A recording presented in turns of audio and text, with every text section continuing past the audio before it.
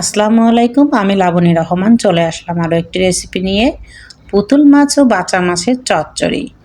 আমি হাতে মেখে আলু আর পেঁয়াজ দিয়ে হাতে মেখে চচ্চড়ি করব। চলুন শুরু করা যাক।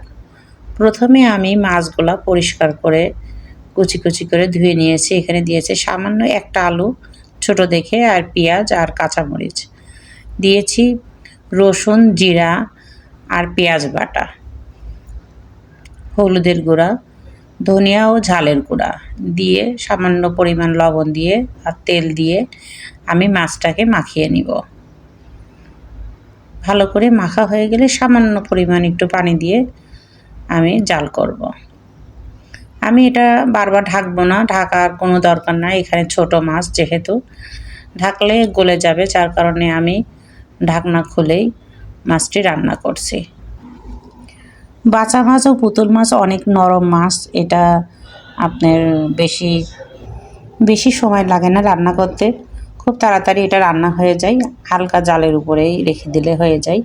পানিটি শুকিয়ে গেলে আমি নামিয়ে ফেলব।